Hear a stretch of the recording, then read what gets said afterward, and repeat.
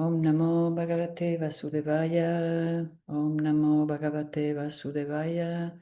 Om Namo Bhagavate Vasudevaya.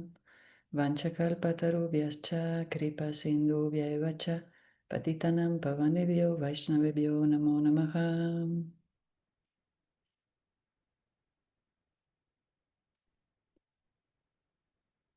Srimad Bhagavatam, canto segundo, la manifestación cósmica. Capítulo 2. El Señor que está en el corazón.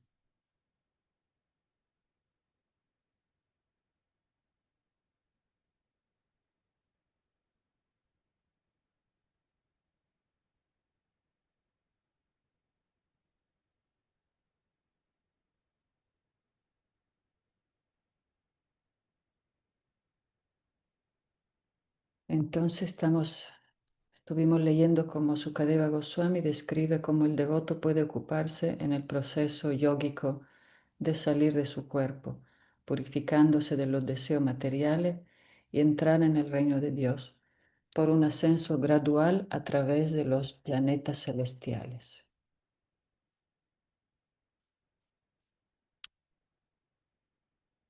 Vamos a seguir con el texto 31.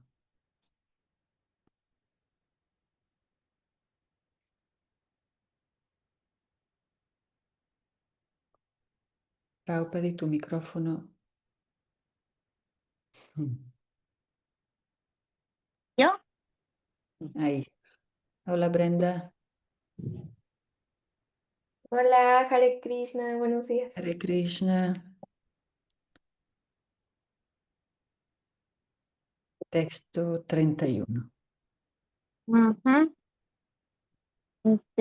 Solo el alma purificada puede lograr la perfección de asociarse con la personalidad de Dios en su estado constitucional con plena dicha y satisfacción.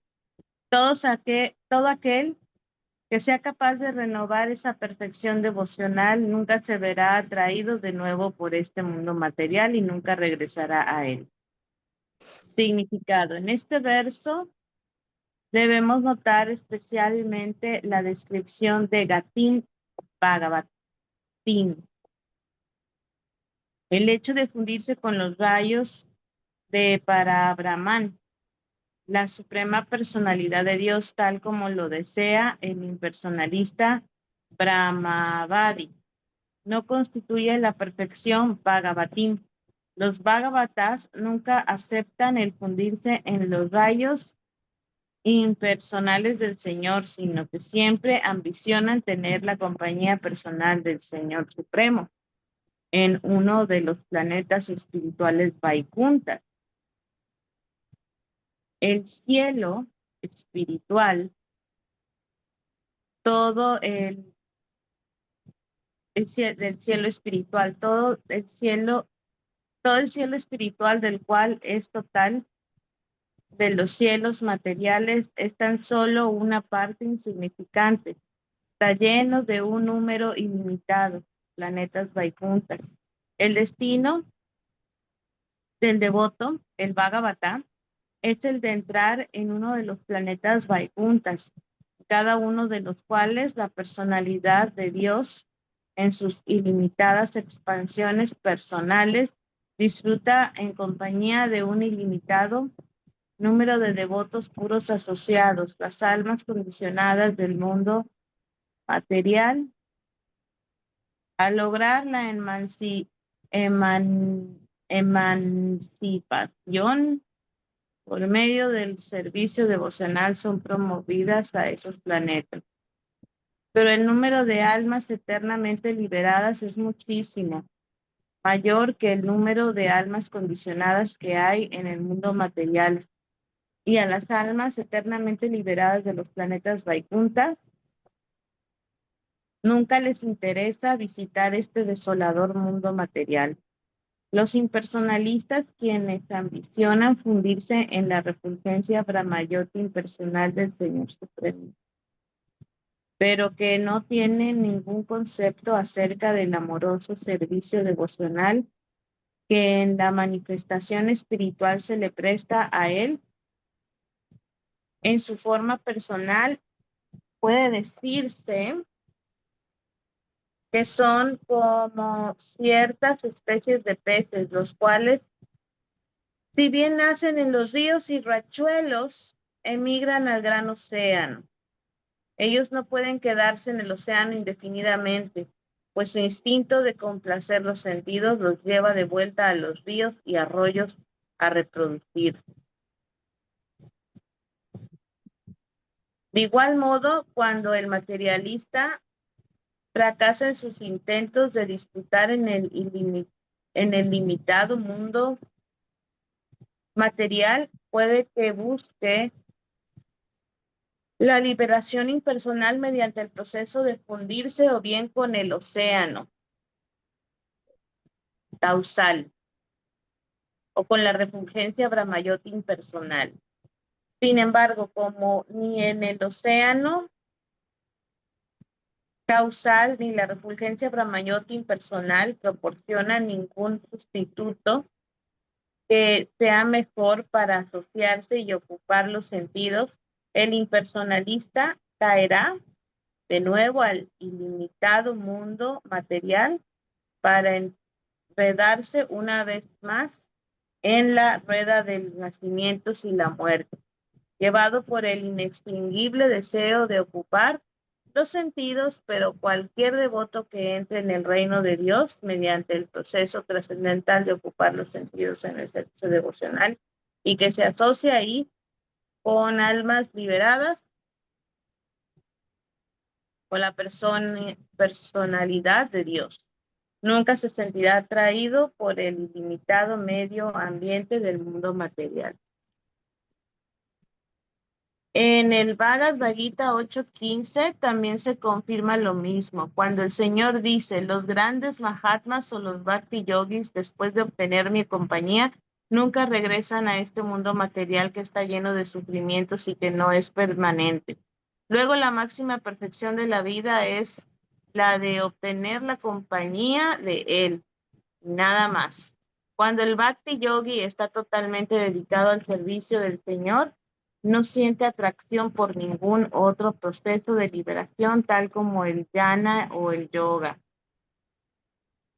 Un devoto puro es en un 100% devoto del Señor y nada más.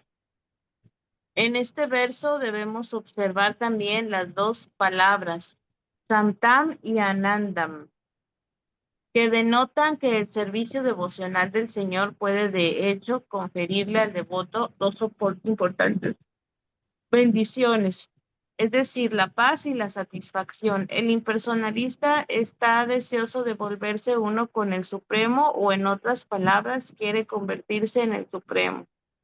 Eso es solo un mito. Los yogis místicos se ven sobrecargados con diversos poderes místicos, cual no tienen ni paz ni Por primera satisfacción. vez estaba viendo que me gruñían las tripas de hambre. Ya está. Así que ni los impersonalistas ni el yogi pueden tener verdadera paz y satisfacción. Pero el devoto puede volverse totalmente apacible y sentirse plenamente satisfecho en virtud de su asociación con el todo completo. En consecuencia, el devoto no siente ninguna atracción por fundirse en el absoluto ni por conseguir algunos poderes místicos. Tener amor por Dios significa liberarse por completo de todas las demás atracciones. El alma condicionada tiene muchas ambiciones, tales como la de volverse una persona religiosa, una persona rica, o un distribuidor de primera, o disfrutador de primera, o la de volverse el propio Dios, o la de volverse poderosa, o la de volverse poderosa como los místicos, de actuar de un modo maravilloso, pudiendo obtener cualquier cosa o hacer cualquier cosa. Pero todas esas ambiciones deben ser rechazadas por el aspirante a devoto que verdaderamente quiera revivir su amor latente por Dios. El devoto impuro ambiciona tener todas las cosas materiales antedichas. Por medio de la perfección de la devoción. Pero un devoto puro no tiene ninguno de los matices de las contaminaciones mencionadas que son producto de la influencia de los deseos materiales, las especulaciones impersonales y el logro de poderes místicos. Uno puede llegar a la etapa del amor por Dios por medio del servicio devocional puro y por medio de un trabajo desinteresado con conocimiento a favor del objeto de la adoración del devoto, la personalidad de Dios. Para ser más claro, si uno quiere llegar a la etapa del amor por Dios, debe abandonar todos los deseos del disfrute material, debe abstenerse de adorar a cualquiera de los semidioses y debe consagrarse únicamente a la adoración de la suprema personalidad de Dios. Además, debe abandonar la necia idea de volverse uno con el Señor y el deseo de tener algunos poderes maravillosos, tan solo para recibir la efímera adoración del mundo. El devoto puro únicamente está dedicado al servicio del Señor de un modo favorable, sin esperar retribución alguna. Esto dará como resultado el amor por Dios o la etapa de Santam Anandam, tal como se afirma en este verso. Jai. Jai. Jai. Así que en este capítulo se da énfasis en entender esa parte divina del Señor para Paramatma que está en el corazón. Entonces se da el ejemplo para entender esto, hay un pequeño comentario, bueno, un comentario aquí. En el final del capítulo tenemos un análisis muy interesante para hacerlo desde nuestro fin del entendimiento y Shastra Chaksus, que significa conocer a través el ver a través de las escrituras. Este tiene que ver con percibir intelectualmente la presencia de la superalma. Básicamente el argumento es que todos nosotros necesitamos de una inteligencia para poder efectuar las actividades, la mente y los sentidos. Esa inteligencia no la constituimos nosotros, sino que viene de otra fuente. Nosotros podemos aceptar o rechazar estas instrucciones, lo cual determina aún más la diferencia con ella. Y otro aspecto de esa inteligencia es que nos presenta un programa de acuerdo a los deseos que vayamos manifestando. Y esos programas no los creamos nosotros. Es como si fuera una lavarropa automática, incluso en algunos los denominan con sistemas inteligentes. Esto es debido a que tienen distinto programa de lavado de acuerdo a nuestros deseos. Nosotros no tenemos idea de cómo funciona por dentro ni cómo hace para ajustar las revoluciones, desagüe, enjuague, centrífugas, etc., para satisfacer nuestros deseos de los distintos tipos de lavado. De la misma manera, la superalma va programando todo nuestro sistema de formas de ver, pensar, sentir, desear, comer, etc., de acuerdo a las decisiones que vayamos tomando en la vida. Para una lavarropa se puede exigir que tenga 10 a 15 programas de acuerdo a las necesidades que podría tener alguien que lava la ropa. Para el alma existen 8.400.000 programas generales y dentro de cada uno de ellos una mucha mayor variedad de subprogramas. Nosotros no somos los diseñadores de esos programas ni controlamos en absoluto su funcionamiento. Una entidad viviente se vuelve perro y siente y ladra como un perro sin ni siquiera haber pensado ni diseñado su cuerpo en sus cuerdas vocales caninas. Prendido su Tanto, celular como así, con la huella. Y se apague. a ver.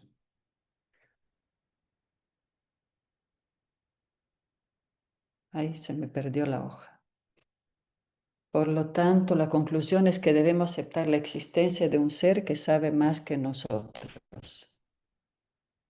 Tampoco podemos concluir que es la simple naturaleza material la que crea todos esos programas en forma natural, tal como sugeriría Darwin.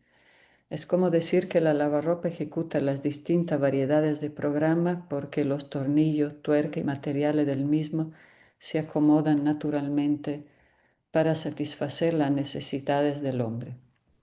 La materia es inerte y no tiene autonomía para decidir esto. Es por eso que se deja manipular por la entidad viviente. Si podemos decir que la materia tiene sus propias acciones y reacciones producto de las modalidades de la naturaleza, sin que el programador, la superalma, necesite hacer algo al respecto. En otras palabras, ciertamente que el lavarropa sufrirá cambios y deterioros naturales. Ahora sí se puede usar la palabra natural, pero lo que no es natural son los programas de lavado que ofrece. Estos son los resultados de una inteligencia superior.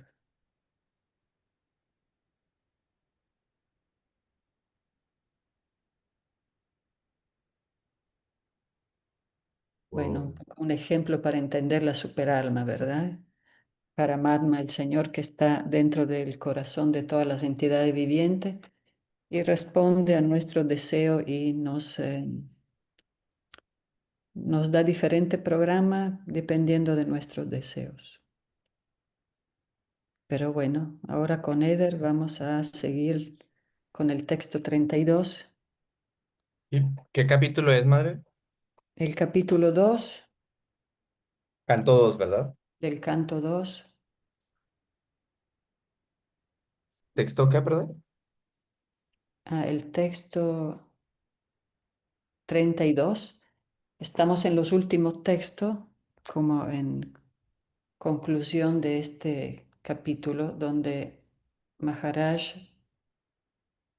Sukadeva Goswami responde a Maharaj Parichi la pregunta de cómo prepararse para el momento de la muerte. 32, ¿verdad? 32. Que dice, texto 32. Su Majestad, Maharaj Pariksit, has de saber que todo lo que te he descrito en respuesta a tu idónea pregunta está muy de acuerdo con la versión de los Vedas y es una verdad eterna. El Señor Krishna describió esto personalmente a Brahma, con quien el Señor se sintió satisfecho al ser debidamente adorado. Significado. Las dos diferentes maneras de llegar al cielo espiritual y con ello lograr emanciparse de todo el cautiverio material, es decir, o bien el proceso directo de llegar al reino de Dios, o el proceso gradual de ir a través de los demás planetas superiores del universo, se presentan siguiendo exactamente la versión de los Vedas. Las versiones védicas en relación con esto son, me lo salto. Sí. Aquellos que están libres de todos los deseos materiales, que son enfermedades del corazón, son capaces de conquistar la muerte y entrar en el reino de Dios a través de los planetas Arsi. Esas versiones védicas corroboran la versión del Srimad Bhagavatam, y esta última la confirma adicionalmente Sukadeva Goswami, quien declara que la verdad se la reveló la suprema personalidad de Dios, el Señor Sri Krishna Vasudeva, a Brahma, la primera autoridad de los Vedas. La sucesión discipular sostiene que los Vedas se los profirió el señor Krishna a Brahma, Brahma a Narada y Narada a Vyasadeva, y luego Vyasadeva a Sukadeva Goswami y así sucesivamente. De modo que no hay diferencia entre las versiones de todas las autoridades. La verdad es eterna, en virtud de lo cual no puede haber ninguna opinión nueva acerca de la verdad. Esa es la manera de entender el conocimiento que contienen los Vedas. Ello no es algo que uno va a entender por medio de su erudición académica o por medio de interpretaciones elegantes que hagan los eruditos mundanos. No hay nada que añadir ni nada que quitar, pues la verdad es la verdad. Uno tiene que aceptar al fin y al cabo a alguna autoridad. Para el hombre común, los científicos modernos también son autoridades de ciertas verdades científicas. El hombre común sigue la versión del científico. Esto significa que el hombre común sigue a la autoridad. El conocimiento védico también se recibe de esa manera. El hombre común no puede arguir acerca de lo que se encuentra más allá del cielo o más allá del universo. Él debe aceptar las versiones de los Vedas, tal como las entiende la asociación discipular autorizada. En el cuarto capítulo del Bhagavad Gita también se declara que ese es el mismo proceso a seguir para entender el Gita. Si uno no sigue la autorizada versión de los acharyas, buscará en vano la verdad que se mencionan en los Vedas. Texto 33. Para aquellos que están errando por el universo material, no existe ningún medio más auspicioso para liberarse que lo que se persigue con el servicio devocional directo del Señor Krishna. Significado. Tal como se aclara en el siguiente verso, el servicio devocional o el Bhakti Yoga directo es el único medio absoluto y auspicioso para liberarse de las garras de la existencia material. Hay muchos métodos indirectos para liberarse de las garras de la existencia material, pero ninguno de ellos es tan sencillo y auspicioso como el Bhakti Yoga. Los medios de Jnana, Yoga y otras disciplinas relacionadas no son independientes en lo que respecta a liberar al ejecutor. Esas actividades lo ayudan a uno a llegar a la etapa Bhakti Yoga después de muchísimos años. En el Bhagavad Gita 12.5 se dice que aquellos que están apegados al aspecto impersonal del absoluto se exponen a tener muchos problemas en la búsqueda de la meta que desean. Y los filósofos empíricos que buscan la verdad absoluta, después de muchísimos nacimientos, se percatan de la importancia de llegar a comprender que Vasudeva es lo máximo que existe. Bhagavad Gita 7.19. En lo que se refiere a los sistemas de yoga, también se dice en el Bhagavad Gita 6.47 que entre los místicos que buscan la verdad absoluta, aquel que siempre está dedicado al servicio del Señor es el más grande de todos. Y la última instrucción del Bhagavad Gita 18.66 recomienda que uno se entregue por completo al Señor, dejando a un lado a todas las demás ocupaciones o los diferentes procesos para la autorrealización y la liberación del cautiverio material. Y todas las escrituras védicas tienen por objeto introducirlo a uno a aceptar por todos los medios el amoroso servicio trascendental del Señor. Como ya se explicó en los textos del Srimad Bhagavatam en el primer canto, o bien el Bhakti Yoga directo, o bien los medios que en fin de cuentas culminan en el Bhakti Yoga, sin ningún vestigio de actividad fruitiva, constituyen la forma más elevada de religión que existe. Todo lo demás es simplemente una pérdida de tiempo para el ejecutor. Srila Shiradhara Swami y todos los demás acharyas, tales como Jiva Goswami, están de acuerdo en que el Bhakti Yoga no solo es fácil, sencillo, natural y está libre de problemas, sino que además es la única fuente de felicidad para el ser humano. Jai. Texto 34.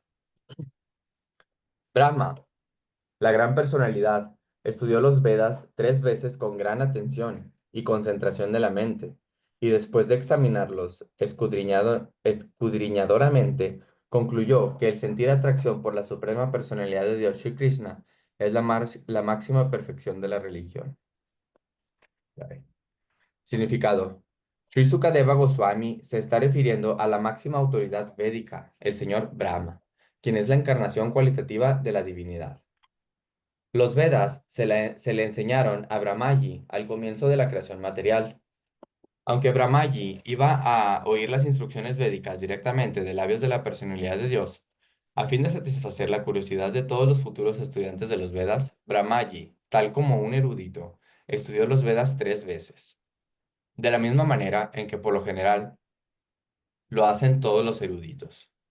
El estudio con gran atención, concentrándose en el propósito de los Vedas, y después de examinar escudriñadoramente todo el proceso, concluyó que el convertirse en un devoto puro e inmaculado de la suprema personalidad de Dios, Sri Krishna, es la perfección más elevada de todos los principios religiosos. Y esa es la última instrucción del Bhagavad Gita, que presentó directamente la personalidad de Dios. La conclusión védica la aceptan, pues, todos los acharyas, y aquellos que están en contra de la conclusión son tan solo Veda Vada Ratas, tal como se explica en el Bhagavad Gita 2.42. Ok. Veda Vada Ratas. ¿Qué es Veda Vada Ratas? Como así que se niegan, ¿verdad? Sí, vamos a ver si está traducción, la conclusión védica. Vamos a ver Bueno, si encontramos el significado. dice texto 35. La personalidad de Dios, el Señor Sri Krishna, se encuentra en cada ser viviente junto con el alma individual. Y este hecho se percibe y se admite como hipótesis en nuestros actos de ver y de recibir ayuda de la inteligencia. Significado. El argumento general que presenta el hombre común es que como el Señor no está visible ante nuestros ojos, ¿cómo puede uno entregarse a Él o prestarle un amoroso servicio trascendental? Para ese hombre común, he aquí una sugerencia práctica de Srila Sukadeva Goswami, de cómo uno puede percibir al Señor Supremo por medio de la razón y la perfección y la percepción. En verdad, al Señor no lo podemos percibir con nuestros actuales sentidos materializados, pero cuando uno se convence de la presencia de Él mediante una actitud práctica de servicio, ocurre una revelación por la misericordia del Señor, y ese devoto puro del Señor puede percibir la presencia de Él, siempre y en todas partes. Él puede percibir que la inteligencia es la forma directriz de la porción plenaria Paramatma de la personalidad de Dios. La presencia de Paramatma que acompaña a todo el mundo no es muy difícil de percibir, ni siquiera para el hombre común. El procedimiento es el siguiente. Uno puede percibir la identificación de su ser y sentir a ciencia cierta que existe. Puede que uno no lo sienta muy abruptamente, pero con usar un poco de inteligencia, uno puede sentir que no es el cuerpo. Uno puede sentir que la mano, la pierna, la cabeza, el cabello y las extremidades son todas partes integrales de su cuerpo, pero como tales, la mano, la pierna, la cabeza, etcétera, no pueden ser identificadas con su ser. Por lo tanto, con solo usar la inteligencia, uno puede distinguir y separar su yo de otras cosas que ve. Así que la conclusión natural es que el ser viviente, ya sea hombre o bestia, es el vidente, y además de verse a sí mismo, ve todas las demás cosas. Existe pues una diferencia entre el vidente y lo visto. Ahora bien, con un pequeño uso de la inteligencia, podemos también aceptar fácilmente que el ser viviente, que mediante la visión ordinaria ve las cosas que están más allá de sí mismo, no tiene la capacidad de ver ni de moverse independientemente. Todas nuestras acciones y percepciones ordinarias dependen de varias formas de energía que la naturaleza nos suministra en diversas combinaciones. Nuestros sentidos de percepción y de acción, es decir, nuestros cinco sentidos perceptivos de oír, tocar, ver, saborear y oler, así como también nuestros cinco sentidos de acción, a saber, las manos, las piernas, el habla, los órganos de la evacuación y los órganos de la reproducción, y también nuestros tres sentidos sutiles, es decir, la mente, la inteligencia y el ego, tres sentidos en total, nos lo suministran diversas disposiciones de formas burdas y sutiles de energía natural.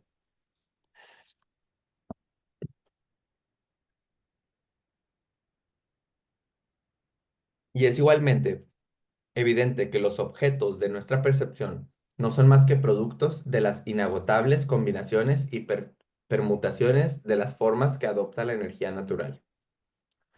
Como esto demuestra de modo definitivo que el ser viviente ordinario no tiene una capacidad independiente de percepción ni de movimiento, y como nosotros sentimos sin duda que nuestra existencia está condicionada por la energía natural, concluimos que el que ve es espíritu y que los sentidos, así como los objetos de la percepción, son materiales. La cualidad espiritual del vidente se manifiesta en nuestra insatisfacción con el estado limitado de la existencia condicionada por lo material. Esa es la diferencia entre el espíritu y la materia. Existen ciertos argumentos poco inteligentes de que la materia se desarrolla la capacidad de ver y moverse como resultado de un cierto desarrollo orgánico. Pero ese argumento no se puede aceptar porque no existe ninguna evidencia experimental de que la materia haya producido una entidad viviente en alguna parte. No confíe, no confíe en el futuro, por agradable que parezca. Las conversaciones vanas acerca de que en el futuro la materia se desarrollará y se convertirá en espíritu son en realidad absurdas, porque en ninguna parte del mundo ha habido alguna materia en la que alguna vez se haya desarrollado la capacidad de ver o de moverse. Por lo tanto, no hay duda de que la materia y el espíritu son dos identidades diferentes. y a esta conclusión se llega por medio del uso de la inteligencia. Por el uso de la inteligencia. Ahora llegamos al punto de entender que las cosas que se ven por medio de un pequeño uso de la inteligencia no pueden ser animadas a menos que aceptemos que alguien es el usuario o director de la inteligencia. La inteligencia le da a uno indicaciones como una autoridad superior, y el ser viviente no puede ver, ni moverse, ni comer, ni hacer nada, sin usar la inteligencia. Cuando uno deja de utilizar la inteligencia, se convierte en una persona trastornada, y por lo tanto, el ser viviente depende de la inteligencia o de las indicaciones de un ser superior. Esa esa inteligencia es omnipresente. Cada ser viviente tiene su inteligencia, y como ésta constituye las indicaciones que da una autoridad superior, es tal como un padre que da indicaciones a su hijo. La autoridad superior, la cual está presente y reside dentro de cada ser viviente individual, es el superyo. A estas alturas de nuestra investigación, podemos considerar el planteamiento siguiente. Por una parte, nos damos cuenta de que todas nuestras percepciones y actividades están condicionadas por disposiciones de la naturaleza material, y aún así de ordinario también sentimos y decimos, yo percibo o yo hago. En consecuencia, podemos decir que nuestros sentidos materiales de percepción y acción actúan porque estamos identificando el yo con el cuerpo material, y el principio superior del superyo nos está guiando y proveyendo de todo conforme lo deseamos. Al hacer uso de la guía que brinda el superyo en la forma de inteligencia, podemos o bien continuar estudiando o poniendo en práctica nuestra conclusión de que no soy este cuerpo, o bien elegir que habremos de permanecer sumidos en la falsa identificación material, imaginándonos que somos los poseedores y autores. Nuestra libertad consiste en orientar nuestro deseo, ya sea hacia la errónea percepción material e ignorante o hacia la concepción espiritual y verdadera. Podemos llegar fácilmente a la concepción espiritual verdadera si reconocemos que el superyo, Paramatma, es nuestro amigo y guía, y si acoplamos nuestra inteligencia con la inteligencia superior de Paramatma.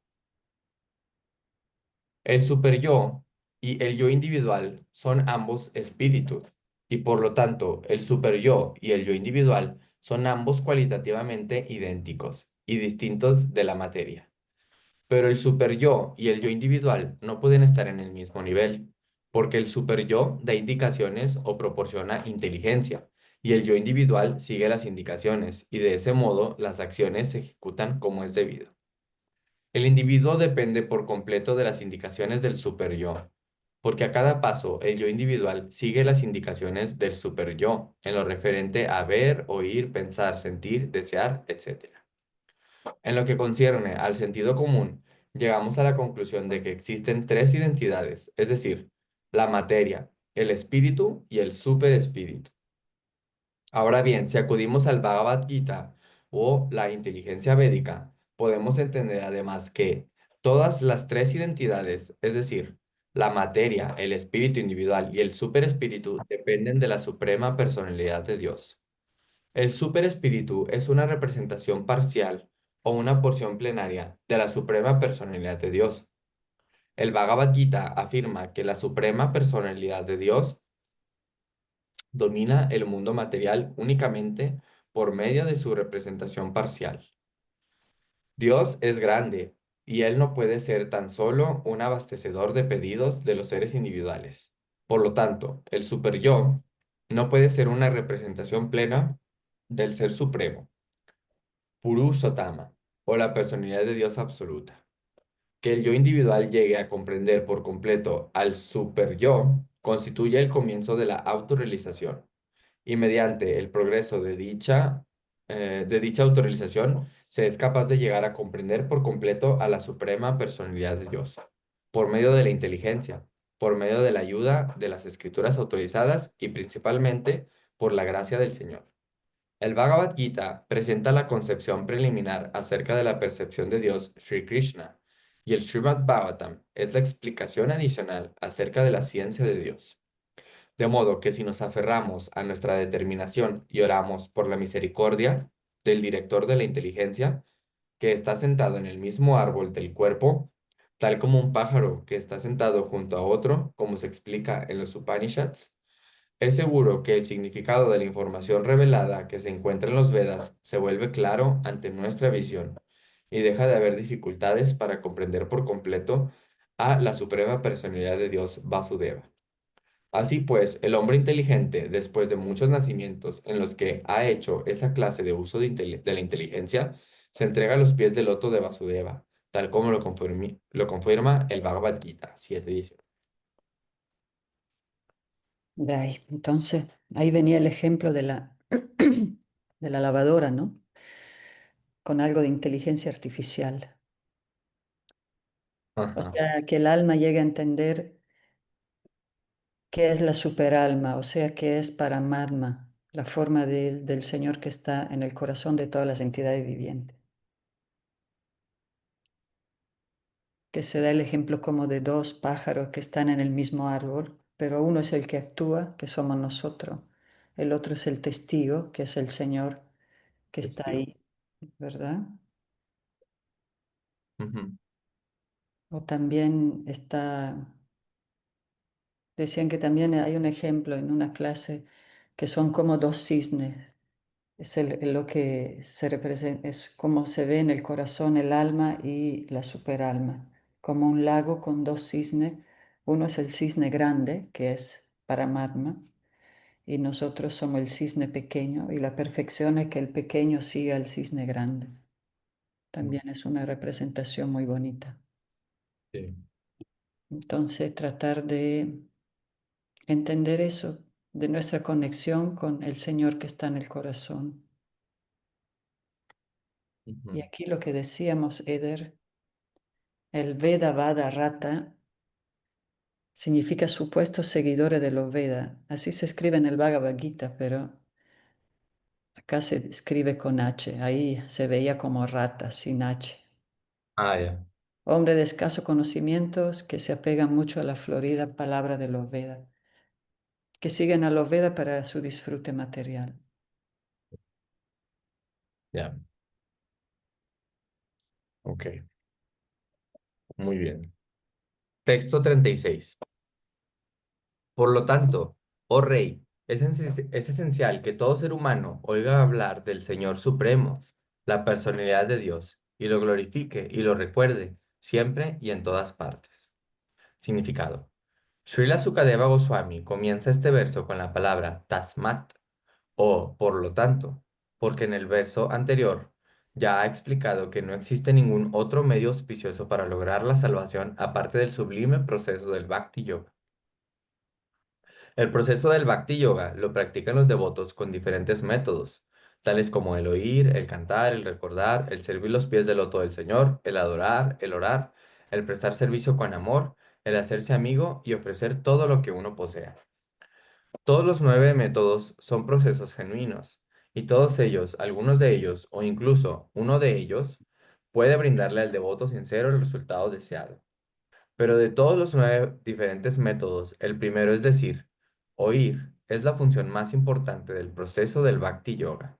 Sin oír suficiente y debidamente, nadie puede progresar para nada por medio de ninguno de los métodos de la práctica. Y tan solo para oír existen todas las escrituras védicas, recopiladas por personas autorizadas, tales como Vyasadeva, quien es la poderosa encarnación de la divinidad. Y puesto que se ha comprobado que el Señor es la superalma de todo, entonces a Él se lo debe de oír y glorificar siempre y en todas partes. Ese es el deber especial que tiene el ser humano. Cuando el ser humano abandona el proceso de oír hablar de la omnipresente personalidad de Dios, se vuelve víctima de oír los disparates que transmiten las máquinas hechas por el hombre. La maquinaria no es mala, pues a través de la máquina se puede sacar el provecho de oír hablar del Señor. Pero como la maquinaria se usa con propósitos ulteriores, esta está causando una rápida degradación en el nivel de la civilización humana. Aquí se dice que a los seres humanos les atañe el oír, porque escrituras tales como el Bhagavad Gita y el Srimad Bhagavatam se han hecho con ese fin. Ay, ¿qué es atañe? O sea, como que les molesta o les da... No, no sé qué es lo que significa esa palabra. Pero bueno. A ver, me perdí. Yo también. Ok, sí. Aquí se dice, ok, aparte de los seres humanos, los demás seres vivientes no tienen la capacidad de oír la exposición de las escrituras, de esas escrituras védicas. Si la sociedad humana se entrega al proceso de oír lo que dice la literatura védica, no será víctima de los sonidos impios emitidos por hombres impios que degradan las pautas de toda la sociedad. El oír se solidifica mediante el proceso de cantar.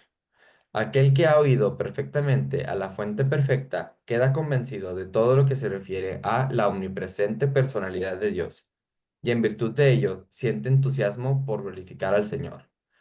Todos los grandes acharyas, tales como Ramanuja, Madhava, Chaitanya, Sarasvati Thakura o incluso en otros países, Sarasvati Thakura o incluso en otros países, Mahoma, Cristo y otros han glorificado extensamente al Señor por medio del acto de cantar siempre y en todo lugar. Como el Señor es omnipresente, es esencial glorificarlo siempre y en todas partes. En el proceso de glorificar al Señor, no debe haber restricción de tiempo y espacio. Eso se denomina Sanatana Dharma o Bhagavata Dharma.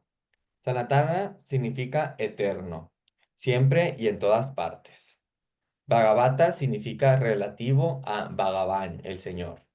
El Señor es el amo de todo tiempo y de todo espacio, y por consiguiente, el santo nombre del Señor debe ser oído, glorificado y recordado en todas partes del mundo. Eso dará como resultado la deseada paz y prosperidad que tan ansiosamente espera la gente del mundo. La palabra cha incluye a todos los demás procesos y métodos restantes del Bhakti Yoga, tal como se mencionó anteriormente.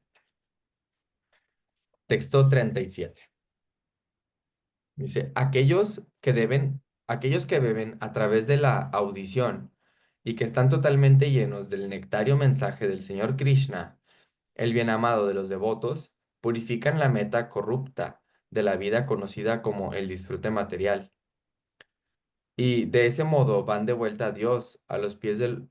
A ver, perdón, me perdí. Aquellos que beben a través de la audición y que están totalmente llenos del nectario mensaje del Señor Krishna, el bien amado de los devotos, purifican la meta corrupta de la vida conocida como el disfrute material. Y de ese modo van de vuelta a Dios, a los pies del loto de Él, la personalidad de Dios. Significado.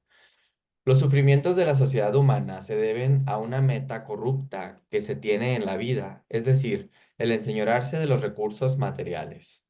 Cuanto más la sociedad humana se dedique a la explotación de los recursos materiales subdesarrollados en aras de la complacencia de los sentidos, más la atrapará la ilusoria energía material del Señor. Y de ese modo la aflicción del mundo se intensificará en vez de disminuirse. Las necesidades humanas que se tienen en la vida las satisface plenamente el Señor en la forma de granos alimenticios, leche, fruta, madera, roca, azúcar, seda, joyas, algodón, sal, agua, vegetales, etc., en cantidades suficientes para alimentar y cuidar a la raza humana del mundo, así como también a los seres vivientes de todos y cada uno de los planetas del universo. La fuente de suministro está completa y solo requiere que el ser humano haga uso de un poquito de energía para poner las cosas que necesita en el canal indicado. No hay necesidad de máquinas y herramientas o de inmensas plantas de acero para crear artificialmente comodidades para vivir. La vida nunca se vuelve cómoda por medio de cosas artificiales, sino por medio de una manera de vivir sencilla y un pensamiento elevado. Sukadeva Goswami sugiere aquí lo que es la máxima perfección del pensamiento, es decir, el oír lo suficiente el Srimad Bhagavatam. Para los hombres de esta era de Kali, era en la que han perdido la visión perfecta de la vida, este Srimad Bhagavatam es la antorcha con lo cual se puede ver el sendero verdadero. Srila Jiva Goswami, Prabhupada, ha hecho un comentario acerca del Katamritam que se menciona en este verso y ha indicado que el Srimad Bhagavatam es el mensaje nectario de la personalidad de Dios. Si se oye lo suficiente lo que dice el Srimad Bhagavatam, la meta corrupta de la vida, es decir, el enseñorearse de la materia, cederá y la generalidad de la gente de todas partes del mundo podrá llevar una vida apacible de conocimiento y bienaventuranza. Para un devoto puro del Señor, cualquier relato referente a su nombre, fama, calidad, séquito, etc., es totalmente agradable. Y como esos relatos los han aprobado grandes devotos, tales como Narada, Hanuman, Nanda Maharaj y otros habitantes de Brindavan, sin duda que esos mensajes son trascendentales y agradables para el corazón y el alma. Y mediante el proceso constante de oír los mensajes del Bhagavad Gita y luego del Srimad Bhagavatam, Srila Sukadeva Goswami nos asegura aquí que alcanzaremos a la personalidad de Dios y le prestaremos un amoroso servicio trascendental en el planeta espiritual de nombre Goloka Vrindavan, que se asemeja a una inmensa flor de loto. Así pues, por medio del proceso del Bhakti Yoga, aceptando directamente, tal como sugiere este verso, a través del proceso de oír lo suficiente del mensaje trascendental del Señor, la contaminación material se elimina directamente, sin que tengamos que hacer el intento de contemplar la concepción virat impersonal del Señor. Y si mediante la práctica del Bhakti Yoga el ejecutor no se purifica de la contaminación material, este ha de ser un pseudo devoto. Para semejante impostor no existe ningún remedio con el que se pueda liberar del enredo material. Así terminan los significados del Bhaktivedanta correspondientes al capítulo segundo del canto segundo del Srimad Bhagavatam, titulado El Señor que está en el corazón. Yay, la meta corrupta. Está muy bonita la descripción de Srila Prabhupada, ¿no? Los sufrimientos de la sociedad humana se deben a una meta corrupta que se tiene en la vida, enseñorearse de los recursos materiales, explotar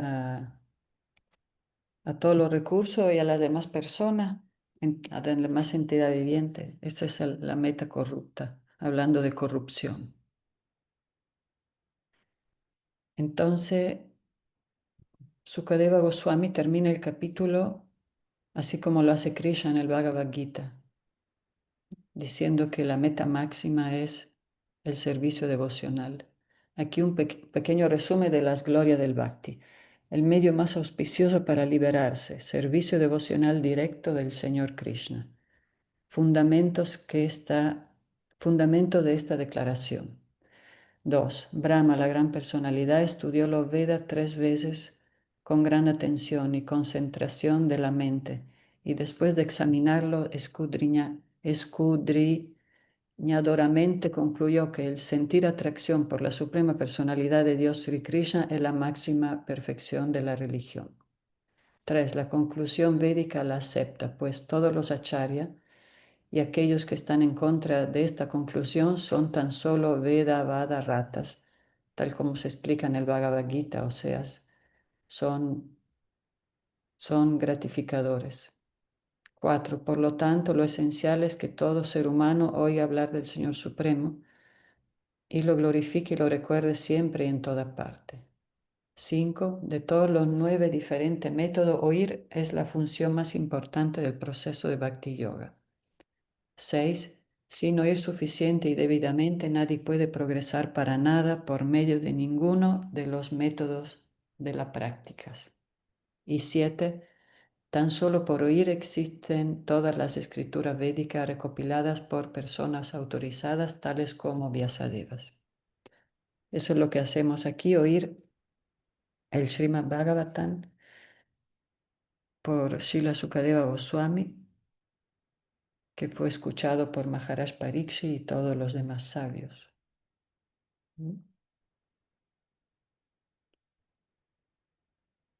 Sí.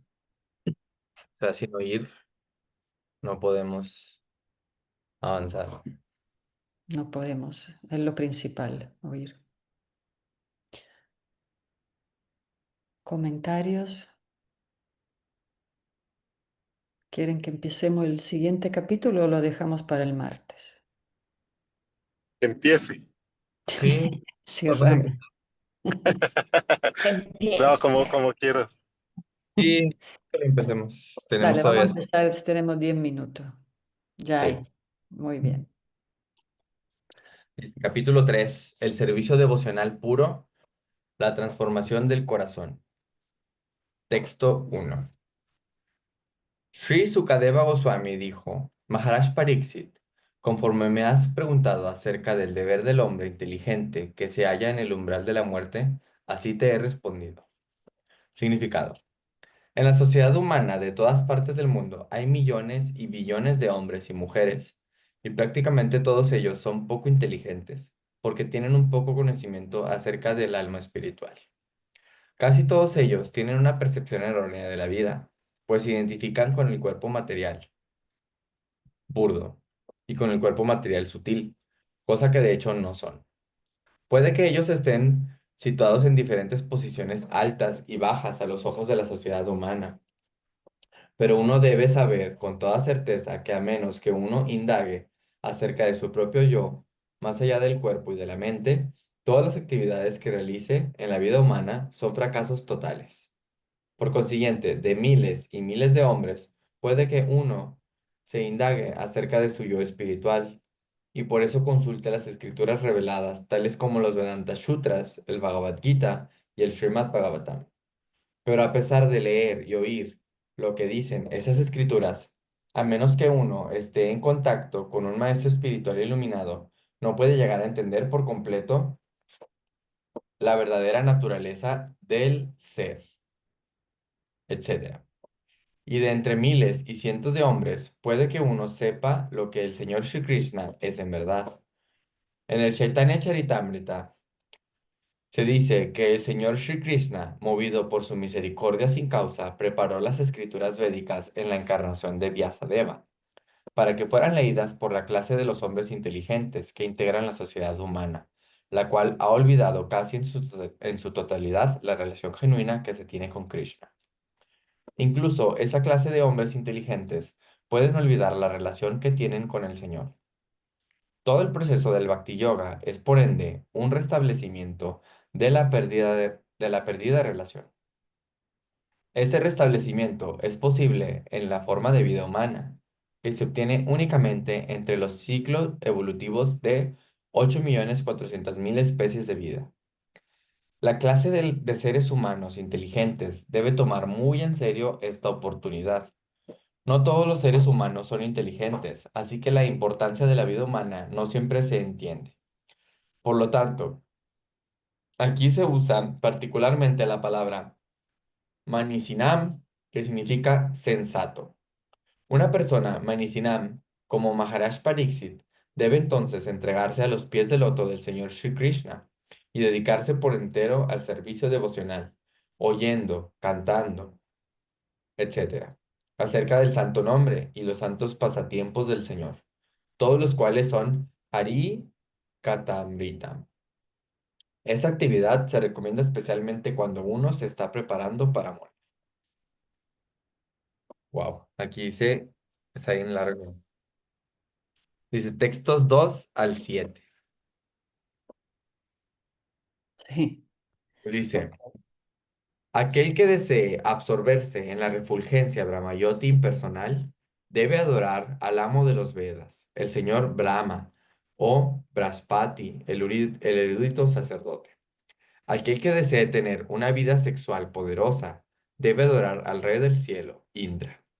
Y aquel que desee tener una buena descendencia debe adorar a los grandes progenitores conocidos como los Prajapatis. Aquel que desee tener buena fortuna debe adorar a Durga Devi, la superintendente del mundo material. Aquel que desee ser muy poderoso debe adorar al fuego, y aquel que ambicione únicamente tener dinero debe adorar a los vasos. Si uno desea ser un gran héroe, debe adorar las encarnaciones Rudra del señor Shiva. ¿Ok? Aquel que desee tener una gran provisión de granos debe adorar a Aditi. Aquel que desee llegar a los planetas celestiales debe adorar a los hijos de Aditi. Aquel que desee tener un reino en el mundo debe adorar a Visvadeva. Y aquel que quiere ser popular entre la gente del pueblo debe adorar al semidios Shadia. Aquel que desee tener una vida larga debe adorar a los semidioses conocidos como los Ashvini Kumaras. Y una persona que desee tener un cuerpo de constitución fuerte debe adorar a la tierra. Aquel que desee tener estabilidad en su cargo debe adorar al horizonte y la tierra en su conjunto. Aquel que desee ser hermoso debe adorar a los hermosos residentes del planeta Gandhar. Y aquel que desee tener una buena esposa debe adorar a las apsaras y a las frívolas muchachas Urvasi del reino celestial. Aquel que desee tener dominio de otros debe adorar al señor Brahma, el líder del universo. Aquel que desee tener una fama tangible debe adorar a la personalidad de Dios. Y aquel que desee tener un buen saldo bancario debe adorar al semidios Varuna. Si uno desea ser un hombre sumamente erudito, debe adorar al señor Shiva. Y si desea tener una buena relación matrimonial, debe adorar a la casta diosa Uma, la esposa del señor Shiva. Wow. Ok, dicen, significado. Existen diferentes formas de adorar para las diferentes personas que desean tener éxito en determinados asuntos. El alma condicionada que vive dentro del ámbito del mundo material no puede ser experta en todo tipo de bienes materiales disfrutables, pero uno puede tener una influencia considerable en un asunto en particular. Se adora al semidios correspondiente, tal como se menciona en ese texto. Ravana se volvió un hombre muy poderoso por el hecho de adorar al señor Shiva, y para complacerlo solía ofrecer las cabezas de la gente decapitada. Él se volvió tan poderoso por la gracia del señor Shiva, que todos los semidioses le temían, hasta que al final desafió a la personalidad de Dios, Sri Ramachandra, con lo cual se arruinó. En otras palabras, todas esas personas que ambicionan conseguir algunos de los objetos materiales de disfrute o que ambicionan conseguirlos todos, es decir, las personas muy materialistas, son en general poco inteligentes, tal como se confirma en el Bhagavad Gita. Ahí se dice que aquellos que están desprovistos de todo buen juicio o aquellos cuya inteligencia ha sido retirada por la engañosa energía de Maya, ambicionan conseguir en la vida toda clase de disfrutes materiales mediante el proceso de complacer a los diversos semidioses, o por el hecho de adelantar en lo referente a la civilización material, bajo el estandarte del progreso científico. El verdadero problema que se tiene en la vida, en el mundo material, es el de resolver la cuestión del nacimiento, la muerte, la vejez y las enfermedades. Nadie quiere cambiar sus derechos de nacimiento, nadie quiere encontrar la muerte, nadie quiere ser viejo o inválido y nadie quiere tener enfermedades. Pero estos problemas no se resuelven ni por la gracia de ningún semidios, ni por medio del mal llamado adelantado de la ciencia material. En el Bhagavad Gita, así como también en el Srimad Bhagavatam, a estas personas poco inteligentes se las ha descrito como gente desprovista de todo buen juicio. Sukadeva Goswami dijo que las 8.400.000 especies de entidades vivientes, la forma de vida humana es muy valiosa y difícil de conseguir. Y de esos escasos seres humanos, aquellos que están conscientes de los problemas materiales son aún más escasos. Y las personas aún más escasas son aquellas que están conscientes del valor del Srimad Bhagavatam, el cual contiene los mensajes del Señor y sus devotos puros. La muerte es algo inevitable para todo el mundo, ya sea uno inteligente o necio.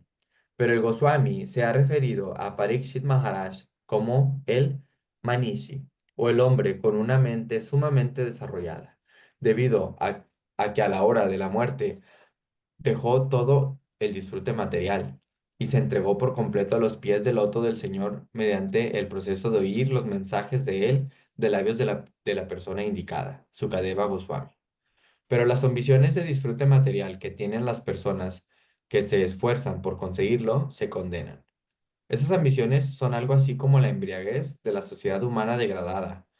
Las personas inteligentes deben tratar de apartarse de esas ambiciones y buscar más bien de vida permanente por medio del proceso de regresar al hogar, de vuelta a Dios. Haribol. Sí, precisamente, o sea, yo me preguntaba, decía de que, ¿y qué pasaría si adoramos así de que según nuestros deseos así? Pero pues digo yo, o sea, obviamente esas cosas, o sea, hacer eso, obviamente, pues sí, te va a dar resultados y todo, pero puedes como que, pues, enredarte o tener como una caída o algo así, ¿no? O sea, siento que puede, o sea, sí, te puede dar los resultados que quieres, pero luego puede ser que, por ejemplo, no sé, quieres fama o así, y luego la obtienes y luego, no sé, te puede pasar algo, o no sé, por tener Claro, esa, ¿verdad?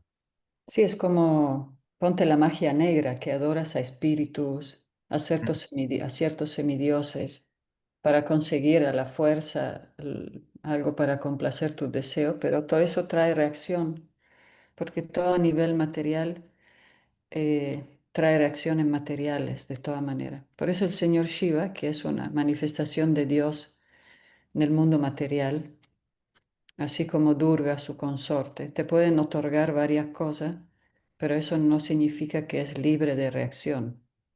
Ujú, Es como lo que adoran a los espíritus para conseguir una pareja a la fuerza y pueden conseguir eso, pero después el karma también existe para por ese tipo de todo ese tipo de actividades, ¿no?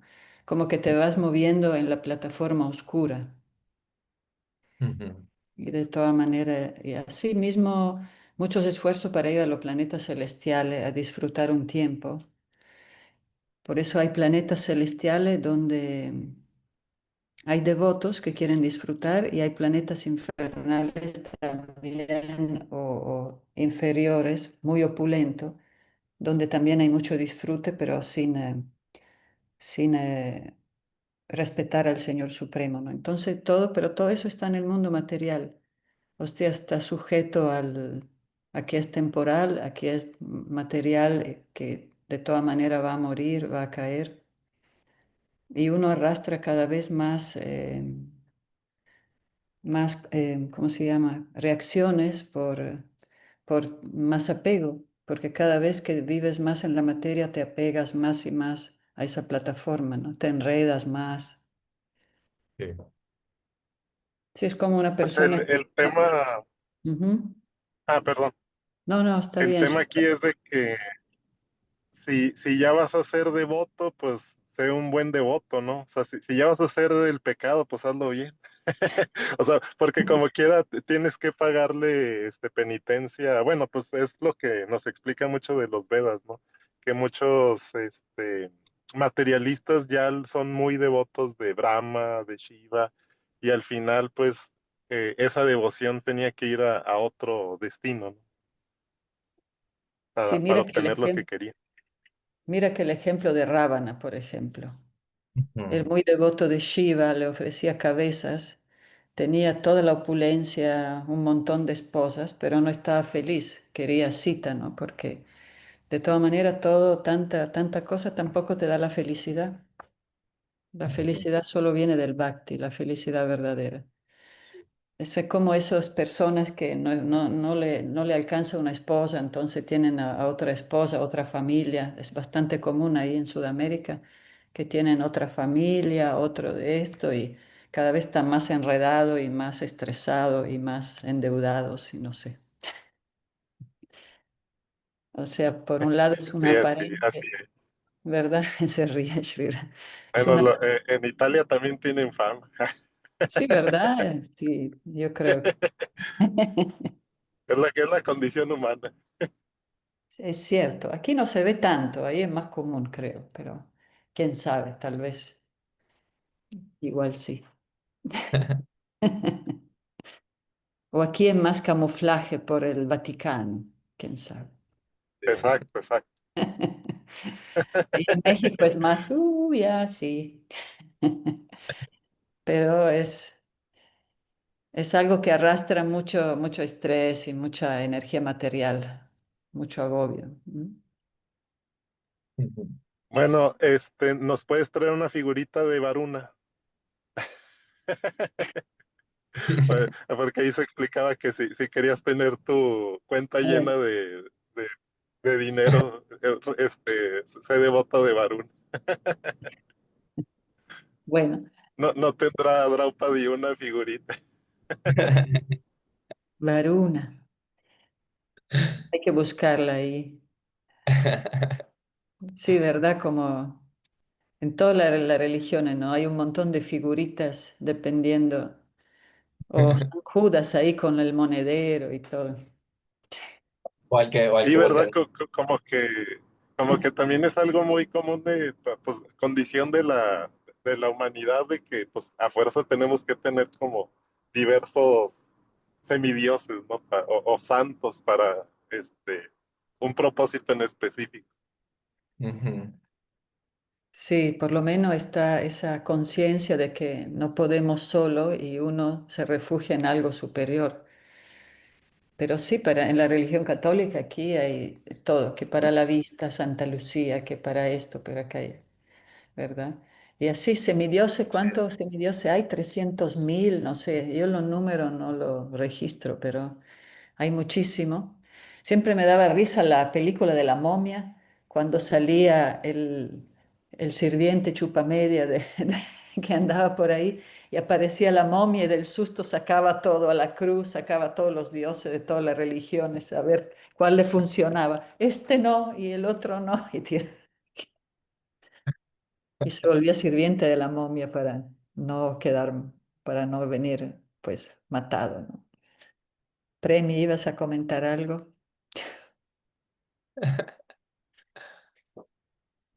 Haribol, Ahí preguntando lo voy. de la momia. Sí, que en el Bhagavad Gita, ¿no? También Krishna cuando explica lo de los semidioses y bueno, y cómo trae diferentes resultados, explica también que los semidioses pueden como darnos aquellas cosas que deseamos, pero en base al ritual que estamos haciendo lo hacen.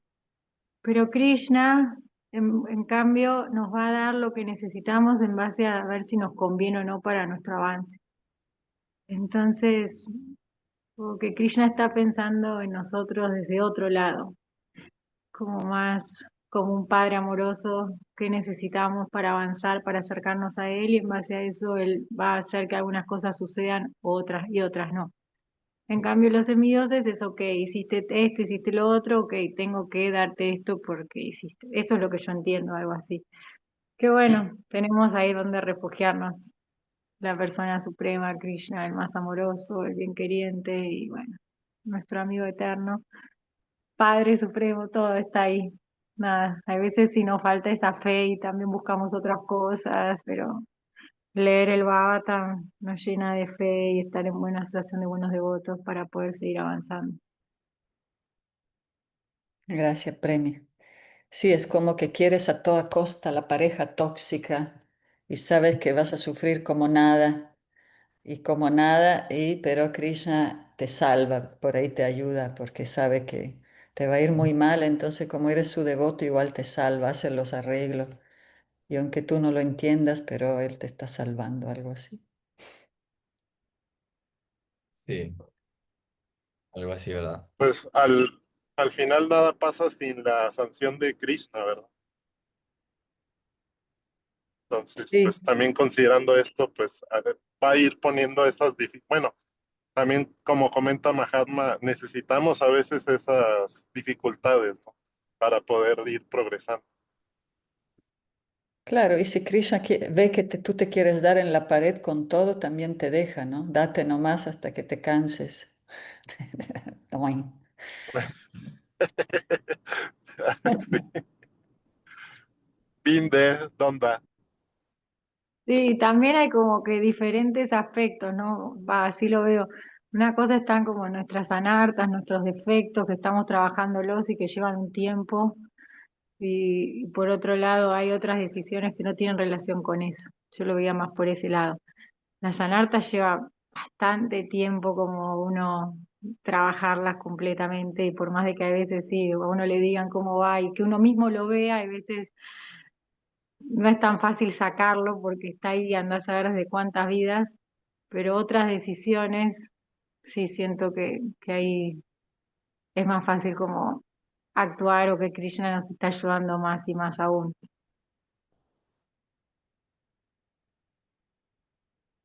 Sí. Sí. Sí, a veces uno no se da cuenta en el momento, pero después analiza y dice, wow, Krishna me salvó, Mm, como siempre. Solo que también hay que dejar que él actúe, ¿no? Es ahí, es todo como dice, una armonía suprema, ¿no? Nosotros siempre estamos ahí arriesgándonos entre la fuerte energía material y la armonía suprema del Señor. Pero bueno, Él es tan bueno, igual siempre nos saca.